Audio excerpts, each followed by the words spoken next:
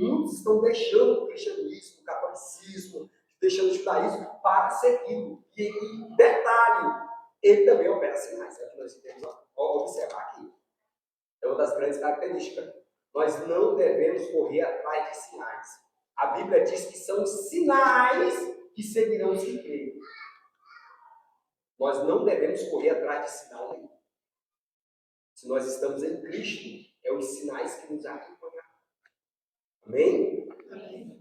Continuando, versículo 6. E havereis de guerras e rumores de guerra. E olhai e não vos assustei, porque é místico, ou seja, necessário que isto tudo aconteça. Mas ainda não é o fim. Então observe que a guerra é outro ponto culminante como sinal da vinda de Cristo. Se você observar, sempre houve guerra. Quando nós observamos lá em Gênesis, capítulo de número 14, né, quando nós estávamos falando sobre o dízimo, né, nós citamos lá até a guerra dos 5 reis contra os 4 reis, sempre houve guerra. A questão é o aumento dessas guerras. Se você pegar do século XX para cá, o advento da Primeira Guerra Mundial durou aí basicamente 4 anos. Foi a Primeira Guerra Mundial, depois veio a Segunda Guerra Mundial, temos a Guerra Fria. E séries de guerra que têm acontecido nos dias de hoje. Nós temos aí, né, a clássica guerra entre a Ucrânia e a Rússia, entre os países árabes, alguns países, né, que estão lutando contra Israel, constantemente o país está em guerra. Sem contar as guerras econômicas que existem, né, aí que atua de maneira bem veemente nos nossos dias. Então a guerra é outro ponto, outro sinal da vinda de Cristo. Continuando o versículo 7.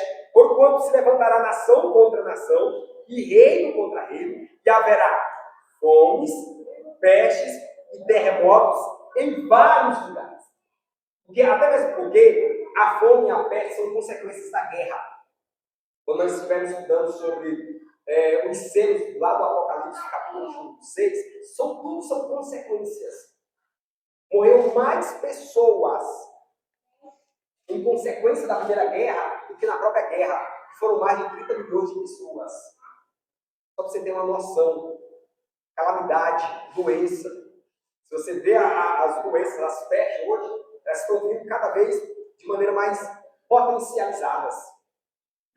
Desde a peste negra, se você for observando a Covid-19, arrastando todo o território mundial, é tanto que é chamado de pandemia, né? Ou seja, não foi apenas uma epidemia regional, foi uma pandemia, questão de mundial. E morreu milhares de pessoas, milhões de pessoas. E haverá mais. Cada dia mais haverá mais quarentenas. Alguns chegam até a acreditar que possivelmente, né, nós estaremos falando sobre o rapto dos vencedores, e será antes aqui, né, que antecede a tribulação. Alguns até acreditam que talvez seja até uma dessas quarentenas que a igreja seja arrebatada. Muitos nem irão perceber. Apesar que não serão todos os crentes que serão arrebatados nessa época, nós estaremos estudando sobre isso. Continuando aí, falando sobre terremotos. Tem um site, existem sites que ele vem de maneira online, atualizada, ele vem mostrando os pontos do planeta que estão tendo terremotos. Todos os dias tem terremotos, de pequena a larga escalas. As placas tectônicas se mexendo, a questão sísmica do planeta está em pleno movimento. Ah, mas sempre existiu. Mas em grande escala, nunca houve. Nunca houve, principalmente no Oriente. Amém? Então, isso daqui é de maneira bem clara. Isso aqui nós já estamos observando, né, a vinda de Cristo. Os sinais são muito claros. Ele iniciou em vários lugares. Eu falei a questão de pandemias e etc. Aí, versículo 8. Mas todas essas coisas são o princípio das dores. Ou seja, ainda não é a vinda, é apenas o início delas. Se você ler Isaías 55, vai falar sobre as dores de parto. Esse termo que Jesus Cristo usa sobre dores remete a uma mulher quando ela está gestante e ela começa a sentir as dores de parto. As dores de parto, ela inicia-se no início da gestação. Só que as dores são pequenas. E de uma para outra, o espaço é longo.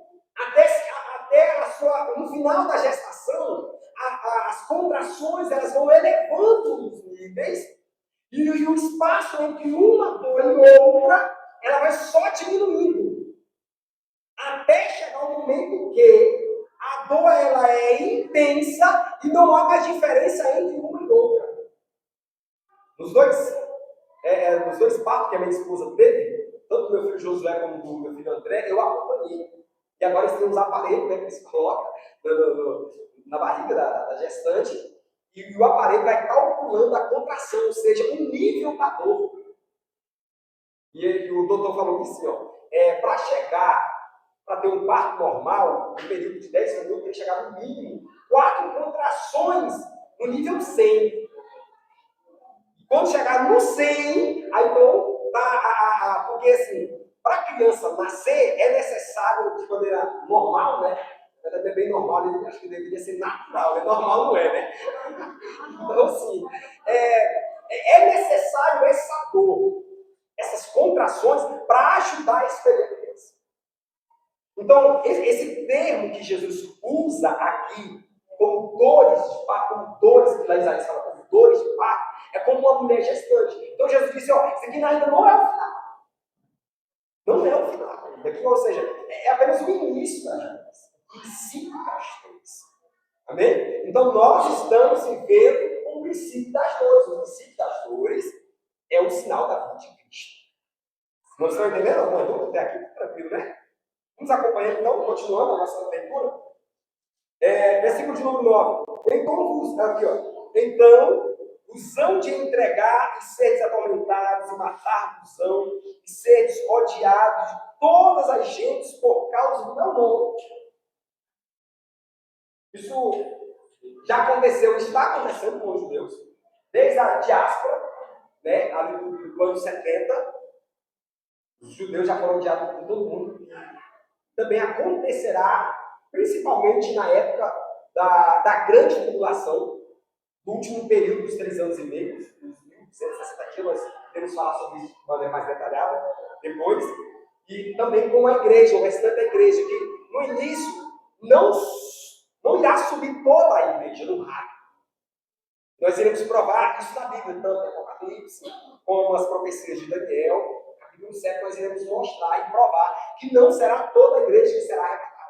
Porque as pessoas acham que são todos os crentes que serão arrebatados. Não é. E não é. Jesus falou sobre isso. Jesus falou que não será todos. Nós iremos mostrar. Isso é questão de, como se diz isso, nós iremos chegar lá. Amém? Então, observe que ele vem dizendo assim, versículo de número 9. Serão odiados. Por que existe esse ódio? Por causa da palavra. Jesus alertou. O ódio que existe não é por quem nós somos, é pela palavra que nós carregamos em nós. Porque é uma religião, não é uma religião. As outras religiões, as pessoas não odeiam elas. O budismo, eles não odeiam o budismo. O mundo não odeia o budismo. Quem trabalha com os orixás, né, Maomé, eles não odeiam, mas por que o cristianismo? Por causa da palavra de Deus. Essa palavra que está sendo ministrada aqui, haverá uma perseguição na vida de cada um que está aqui por causa dessa palavra. Jesus falou sobre isso lá em Mateus capítulo 13. Que é a semente que cai no solo pedregoso, diz assim, e a perseguição por causa da palavra. Então, toda a palavra de Deus que nós recebemos, existe uma perseguição por causa dela. Bem? Continuando, ele vem dizendo assim, versículo 10. Nesse tempo, muitos serão escandalizados e trair-se-ão uns aos outros, e uns aos outros se aborrecerão. A traição já é uma consequência, mas nesse tempo aqui será demais, então acredite, principalmente na época da marca da besta. Muitos falam, não, mas eu vou ficar por aqui, eu vou me esconder, vou dar um jeitinho brasileiro. Acredite, haverá muitas pessoas traidoras, irão trair uns aos outros.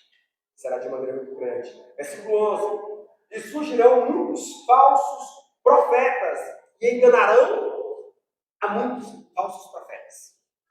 Ou seja, eles não se denominam cristãos, né? O Cristo eles não se denomina ou Cristo ou Messias, mas eles são falsos.